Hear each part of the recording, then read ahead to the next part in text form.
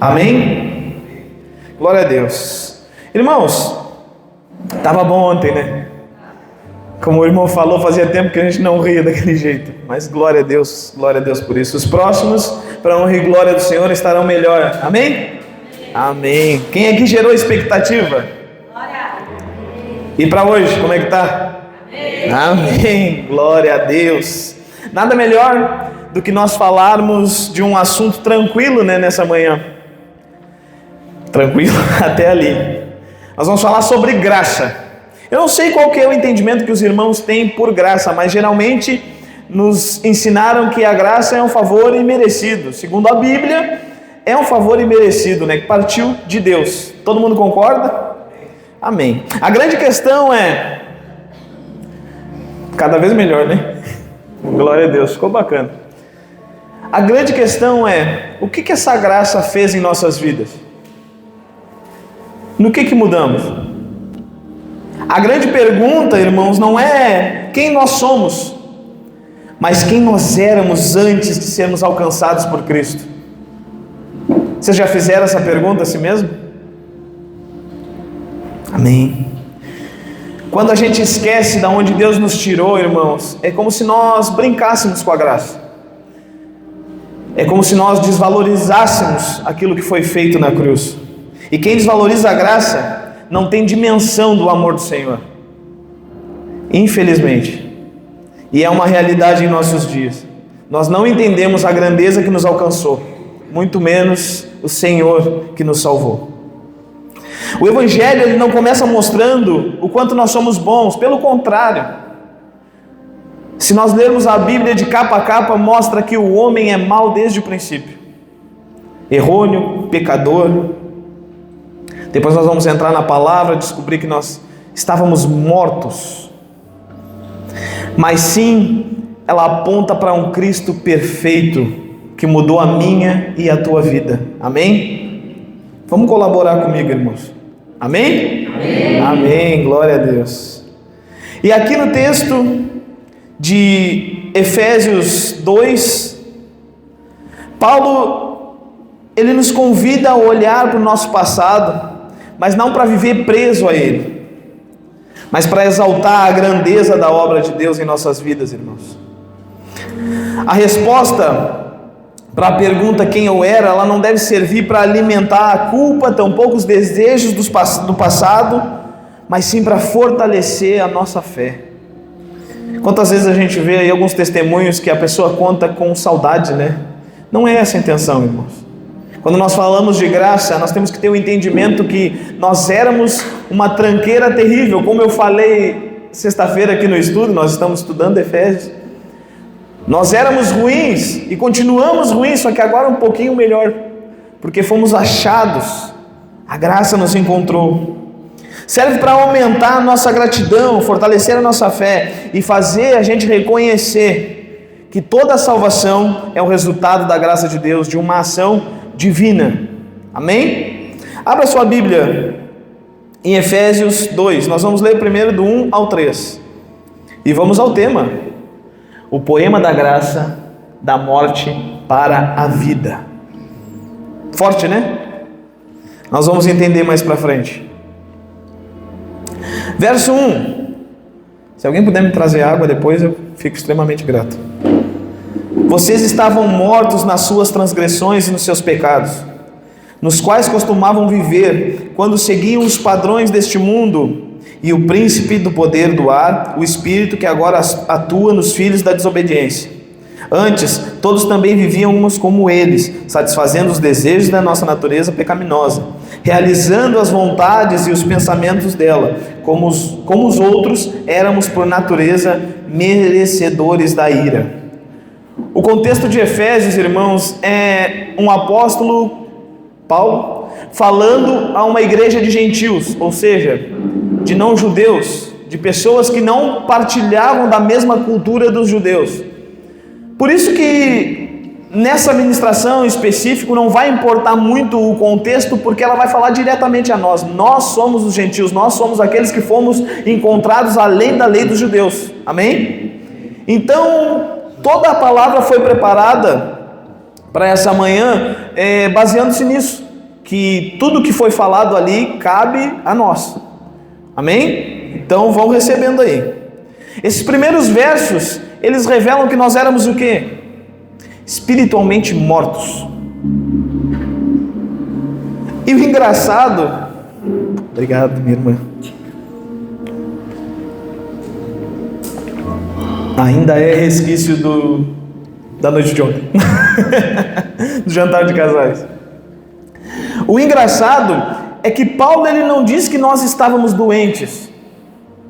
Ele diz que nós estávamos mortos. Por conta dos nossos delitos, dos nossos pecados, por conta das nossas transgressões. Caraca, era a nossa realidade, irmãos. Em outro tempo, nós vivíamos mortos achando que estávamos vivendo. Por isso, irmãos, que nesse tempo, onde nós entendemos que a graça nos alcançou, nós precisamos lidar com muito mais zelo com aquilo que o Senhor nos dá, irmãos. Vocês entendem a gravidade disso? Paulo não diz que estávamos doentes ou apenas afastados de Deus. Ele afirma que nós estávamos mortos em nossos delitos e pecados. E aqui existe uma grande diferença entre uma doença e a morte, porque a doença ela pode ser tratada, a morte não. A doença, nós tomamos um antibiótico, ou se for uma doença de quebradura, nós botamos um gesso e ela passa. A morte não, irmãos. Para a morte precisava de algo mais excelente, de algo melhor, de que um homem morresse por nós. Uma doença até certo ponto pode ser tratada, mas a morte está completamente além da capacidade humana. Um morto não reage, não busca socorro e não pode produzir vida em si mesmo. E aqui eu preciso ler Romanos 6, 23. Porque o salário do pecado é a morte, mas o dom gratuito de Deus é a vida eterna em Cristo Jesus, nosso Senhor. Claro que não é uma morte física, irmãos, mas uma morte espiritual. E sinto informar, se você se sente morto espiritualmente, as lâmpadas do alerta do seu coração e da sua mente precisam se acender, irmãos. Isso não pode ser uma realidade para quem foi encontrado pela graça. Nossa natureza era pecaminosa e caminhávamos voluntariamente em direção à condenação.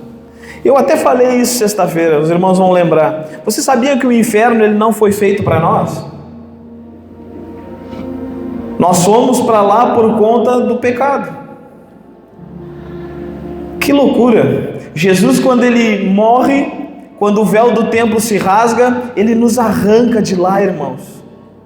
E mais à frente, nos próximos versículos, nós vamos ver que por uma palavra, por uma ação divina, é que nós estamos aqui hoje.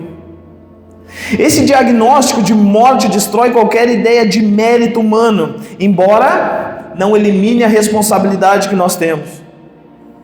A Escritura apresenta ambos os aspectos. Somos incapazes de salvar a nós mesmos. Quem aqui conseguiu se tirar do inferno? Nenhum de nós. E eu não consegui tirar ninguém de lá. Somos incapazes de salvar a nós mesmos, mas continuamos responsáveis pelos nossos pecados. Nós escolhemos pecar, irmãos, mas não conseguimos nos salvar. Antes de Cristo, nossa maior necessidade não era uma melhora, mas ressurreição.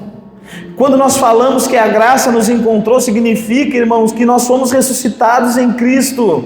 Significa que agora deve jorrar água viva de nós, assim como jorra de Cristo. É por isso que nessa manhã eu vou falar muito sobre testemunho, irmãos.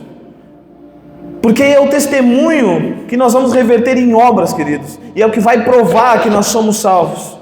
Amém? Amém. Nunca se esqueça de quem você era sem Cristo. A lembrança da antiga condição produz humildade, alimenta a gratidão e impede que a graça seja tratada como algo comum, como se fosse algo qualquer, uma moeda de troca. E aí muito me entristece, porque no tempo que nós vivemos, irmãos, a graça ela foi substituída por amuletos, foi substituída pelas vontades, pela idolatria. A gente é tão bom em julgar os católicos que idolatram peças de gesso, mas nós idolatramos peças de carne, os homens. Nós depositamos a nossa confiança em homens, irmãos. Torno a dizer, qual dos pastores dessa igreja que já tirou alguém do inferno? Não foi nós, foi a graça divina, graça imerecida, a mesma graça que nos tirou de lá, né, pastor? Glória a Deus. Ao mesmo tempo, nós precisamos compreender que o fato de o Senhor acender o interruptor da fé no nosso coração não nos isenta da responsabilidade.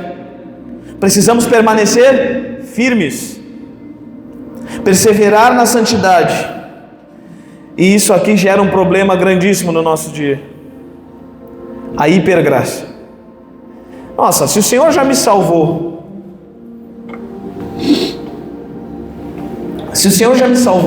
eu não preciso fazer mais nada, deixa como está. Só que o grande problema é que um salvo, irmãos, ele se movimenta de forma diferente.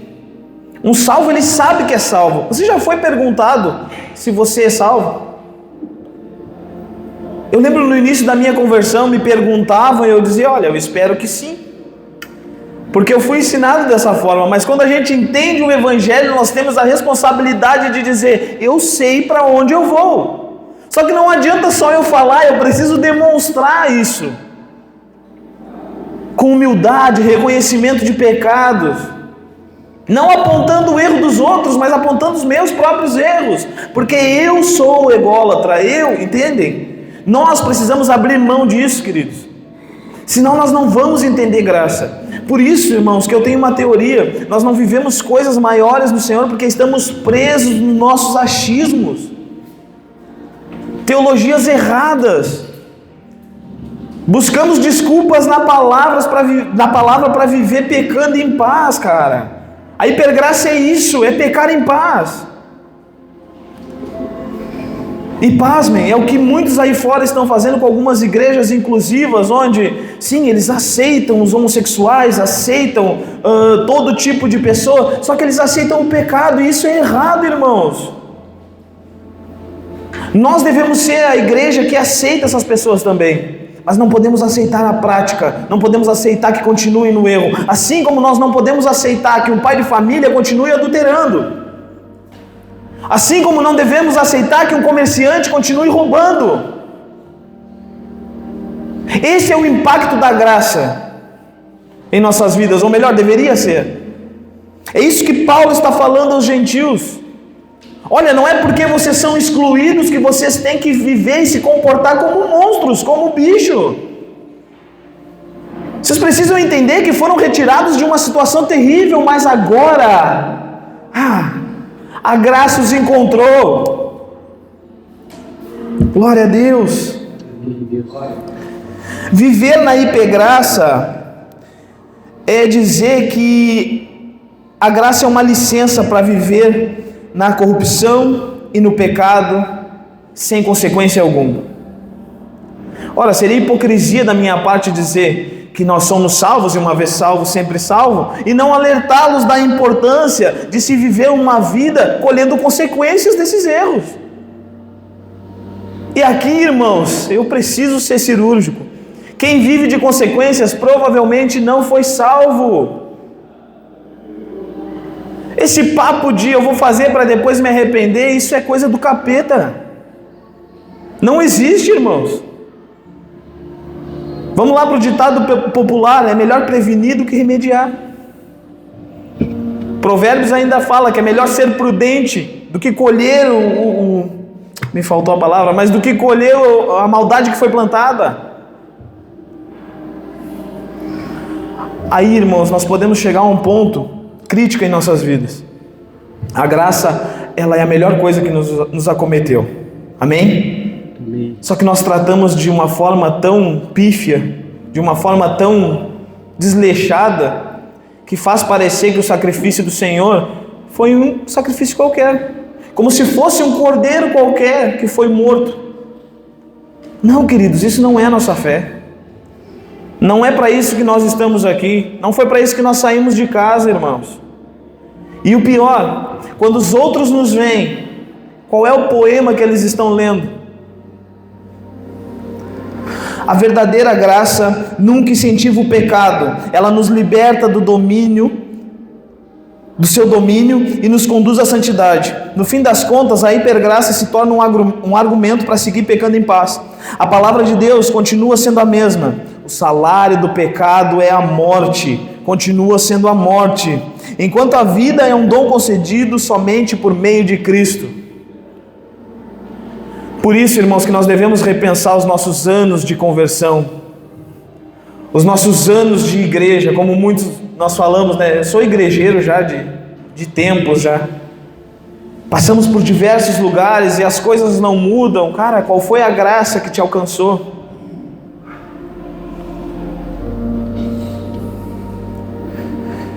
Misericórdia.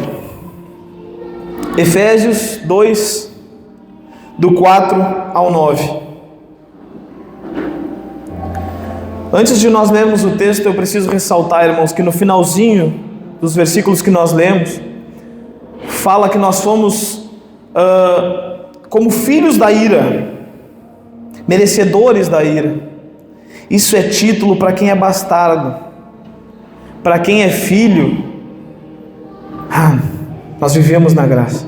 Para quem é filho, não é que não prove da ira do Senhor, mas não será castigado, porque entende que se arrepender de verdadeiro coração, o Senhor ele vai levar em conta. Essa é a responsabilidade humana. Vocês estão entendendo, irmãos?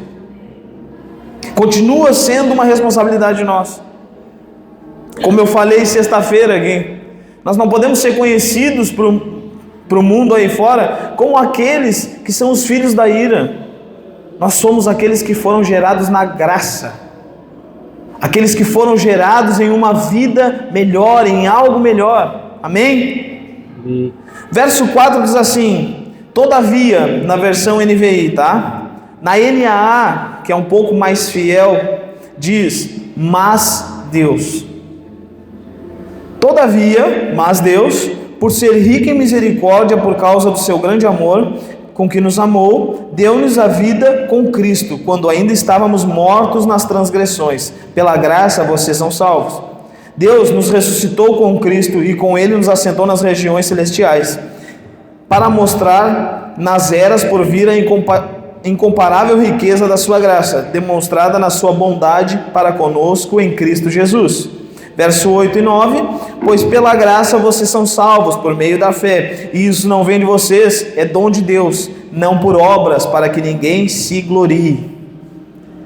Aqui vai nos levar ao segundo ponto do sermão, irmãos: vivificado pela graça.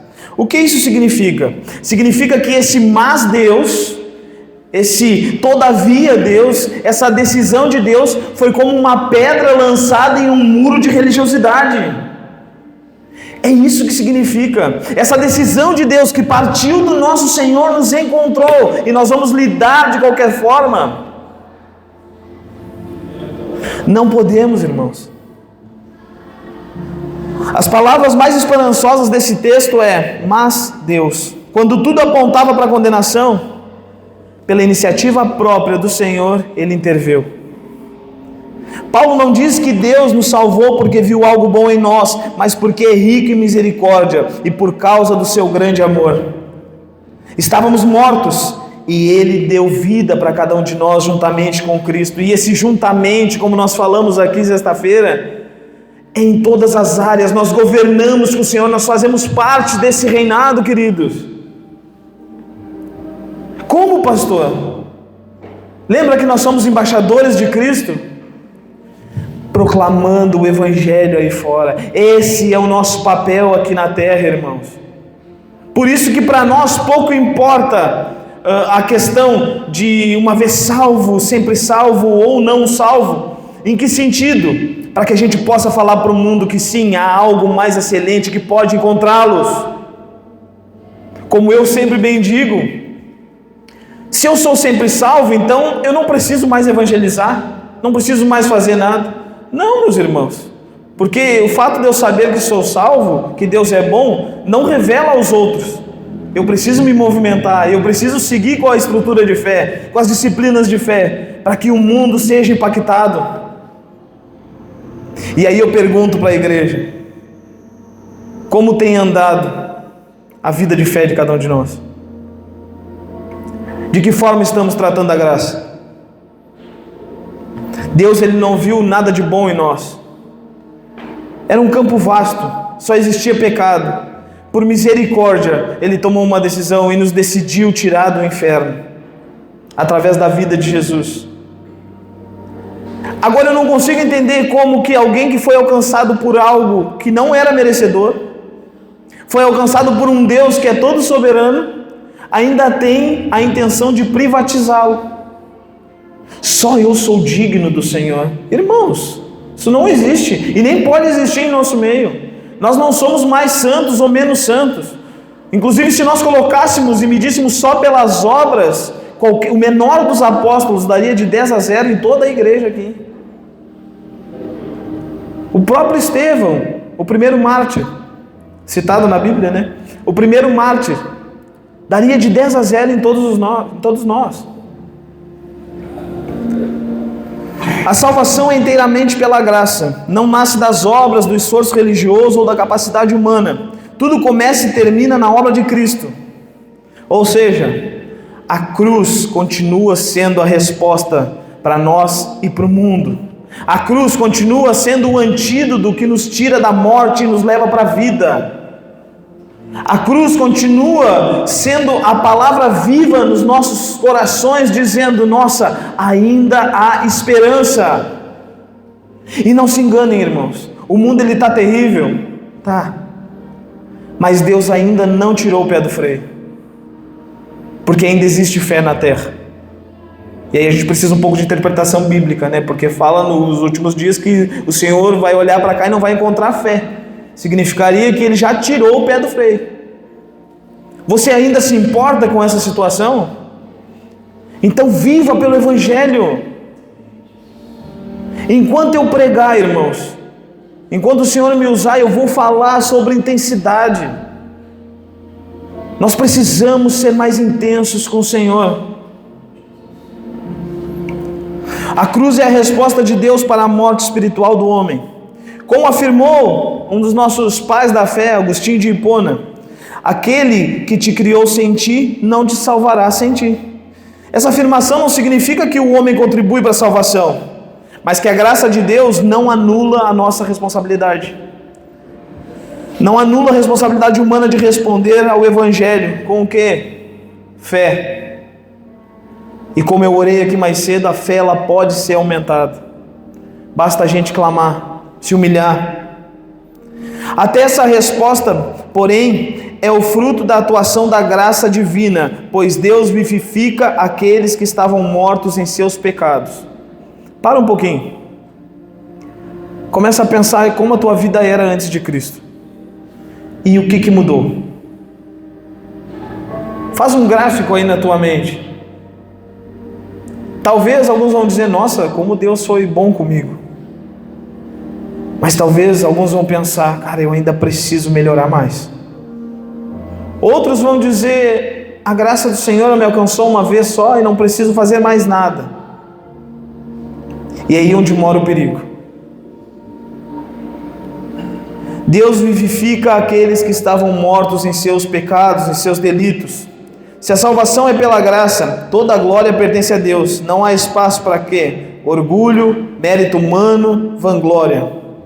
Há apenas lugar para a adoração daquele que nos deu vida, quando estávamos mortos e fez de nós novas criaturas. Você tem noção que você nasceu de novo? E aqui a gente pode fazer uma alusão ao batismo. E eu acho o batismo lindo, tá, irmãos? É algo tremendo. Mas é uma expressão de fé que significa, tem uma importância muito maior para quem está olhando do que para quem está fazendo. Porque quando alguém se batiza, é isso que deve gerar inspiração naqueles que ainda não são batizados, que ainda não entenderam. Porque aquele que entendeu o seu batismo, ele não começou na descida das águas. O batismo começou quando o Espírito Santo tirou aquele coração de pedra e deu um coração vivo, um coração aceso. É isso, irmãos. O batismo sem esse entendimento é só um banho. E muitas vezes, irmãos, um banho daquele tipo, sabe, só lavou as partes ali, algo para passar um pano, porque a pessoa saiu das águas muito pior do que entrou. Aonde está a graça nisso? Alguém que não entendeu. Em Cristo, Ele nos faz novas criaturas. Verso 10 nos leva ao terceiro ponto: criado para a glória de Deus. Porque fomos feitos por Deus, criados em Jesus para boas obras, as quais Deus preparou previamente para que andássemos nelas. Deus não apenas nos tirou da morte espiritual, Ele nos deu um novo propósito. Paulo afirma que somos feitura de Deus,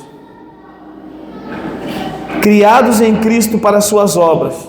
E aqui vem uma curiosidade, que é o que vai dar título à mensagem de hoje. Essa feitura, ela pode ser traduzida por poema, que para nós, no português, é poema. Paulo está dizendo que a conversão é um poema escrito pelo dedo de Deus. O encontro da graça com o homem é um poema, irmãos. E todo poema, ou melhor, a maioria, é muito bonito, é muito lindo. O termo do qual deriva a palavra poema vem de poema, acho que é do grego, né? Seu significado é obra, feito ou obra-prima. A ideia de Paulo não é que cada crente regenerado, a ideia de Paulo é que cada crente regenerado é uma obra cuidadosamente moldada pelas mãos de Deus. E aqui a gente pode usar uma ilustração muito tranquila. Se a nossa vida é um poema escrito pelo dedo de Deus, um poema ele serve para ser lido, ser exposto. Aí a gente passa um filme na cabeça, né? Quantos poemas ruins nós estamos vendo aí fora? Quantos poemas que mais desfazem o que Cristo fez na cruz do que contribuem para o Evangelho? Nós somos responsáveis para mudar essa realidade, irmãos. Está em nós. Nós não podemos deixar o autor da salvação sozinhos nessa. Precisamos pregar o Evangelho com as nossas vidas, aonde nós estivermos. Precisamos fazer aquilo pelo qual nós somos chamados para fazer. Esse propósito novo que Deus nos dá quando Cristo morre, não é para a gente guardar dentro de uma caixa, senão fica semelhante àquele homem que ganhou um talento e escondeu.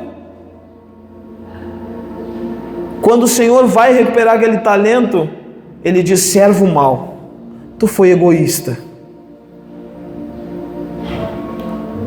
A gente não tem sido muito egoísta aí fora às vezes?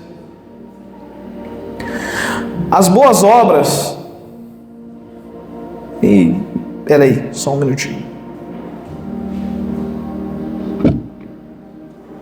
As boas obras não são a causa da salvação, mas o seu resultado. Não fazemos boas obras para sermos salvos, fazemos boas obras porque fomos salvos. Por isso que parece contraditório muitas vezes, Paulo falando que as obras não importam, Tiago falando que as obras importam. No fim das contas, irmãos, um cristão, um crente, ele entende que se ele é salvo, ele vive em boas obras. Obras de caridade, obras dentro da igreja e principalmente a obra principal, a obra-prima, a pregação do Evangelho através da sua vida. Fica muito mais fácil se a gente olhar dessa ótica, não fica? Essas são as obras. Um salvo vive em boas obras, entende que não é salvo por elas, mas também entende que não pode viver sem elas, porque elas testificam aquilo que o Senhor fez na minha e na tua vida.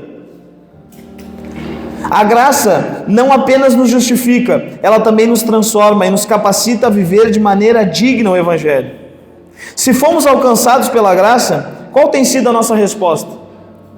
Deus escolheu usar a sua igreja como instrumento para revelar Cristo ao mundo. Somos as mãos que servem, os pés que anunciam a luz. Nós somos o tempero dessa terra, a luz que aponta para aquele que morreu. Somos nós. E aqui eu não quero de forma alguma que os irmãos entendam que eu quero que idolatre o homem. Não, mas nós temos uma responsabilidade: apontar a Cristo aonde nós estivermos, apontar o caminho. Eu posso não ser o pastor mais perfeito, mas sou aquele que aponta o caminho. Como nós falamos ontem aqui no encontro de casais, o homem, ele é o pastor da mulher, ele é aquele que apresenta Jesus para sua esposa. Qual tem sido o poema da sua vida? Somos as mãos que servem, os pés que anunciam a luz. Somos aqueles que testificam que em meio às trevas pode haver vida, em meio à morte houve vida. Aquele que antes vivia para satisfazer os desejos da carne, agora vive para glorificar a Deus. A graça não apenas mudou o nosso destino, ela transformou o nosso caráter, transformou as nossas prioridades e a nossa maneira de viver. E aqui tem que falar muito conosco. Vou falar mais uma vez, já foi falado em cima desse altar aqui, o pastor fala muito sobre isso. Qual é a importância de um dia da semana? Pós-Cristo, ele é mais um dia, mas eu entendo que eu preciso ter um nível de renúncia. Para quê? Pela comunhão, porque é bíblico. Vocês entendem que nós somos responsáveis uns pelos outros? Como eu brinquei ontem com a Júlia e com o Gui: olha, amanhã não precisa vir, porque sou eu a pregar e eu não vou vir. Mas a resposta verdadeira deveria ser que outro pregaria em meu lugar, irmãos. Porque aqui é a nossa reunião solene. É aqui que nós estamos manifestando essa graça, para que quando a gente chegue lá fora, a gente dê um bom testemunho com aquilo que a gente ouviu. Coloque em prática aquilo que foi pregado. Quando é posto dessa forma, fica muito óbvio. Não sei para vocês, mas para mim fica muito óbvio, irmãos. Por isso a pergunta, quem era eu, deve sempre nos conduzir à pergunta, como que devo viver agora que pertenço a Cristo? Quem foi ressuscitado pela graça não pode continuar vivendo como se ainda estivesse morto. A nova vida de Cristo necessariamente produz uma nova caminhada para a glória de Deus. É verdadeiramente andar na contramão do mundo, na contramão do erro. Essa é a nossa responsabilidade. O texto de Efésios que nós lemos funciona como um espelho e como uma janela, como foi pregado aqui esses dias. Um espelho que nos lembra da nossa antiga e desesperadora realidade, mas uma janela que nos revela um futuro glorioso se estivermos em Cristo. Meu Deus! Se antes a nossa biografia era marcada pela morte, pela desobediência e pela condenação, hoje o autor da nossa vida reescreveu a nossa história. Pegou uma folha em branco, manchada pelo pecado, e compôs o poema. Profundo. No fim das contas, a lógica da salvação é algo claro e imutável: início, meio e fim. Início, nós estávamos mortos. Meio, fomos ressuscitados por aquela pedra chamada Mas Deus, pela vontade do Senhor, pela sua graça. E o fim, fomos criados para andar em boas obras e glorificar o seu santo nome. Não há espaço para o orgulho, pois nada fizemos para merecer, mas também não há espaço para a passividade, pois fomos salvos para viver uma vida de santidade e serviço. Não ser visto, serviço. Porque ser visto é fácil, mas o serviço, irmãos, é o que muitas vezes pesa.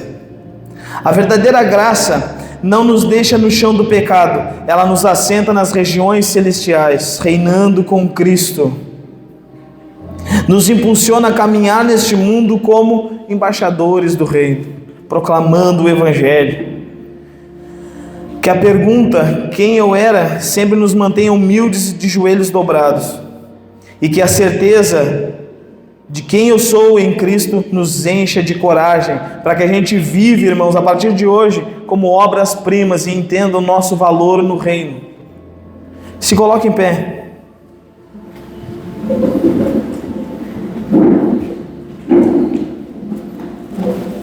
Dito tudo isso, irmãos, não vivam mais como se estivessem mortos. O Senhor, Ele já nos tirou dessa condição. Agora nós somos filhos. Você e eu fomos vivificados nele. Para quê? Para que a sua glória seja manifesta através das boas obras, através de uma boa conduta, através da pregação do Evangelho, inclusive das nossas reuniões solenes. Irmãos, você tem olhado para o seu passado com culpa ou com gratidão pelo tamanho do milagre que Deus operou em você? As pessoas conseguem ler o poema de Deus através das suas boas obras e da sua conduta diária? Fica essas duas questões para nós. Fechem os olhos.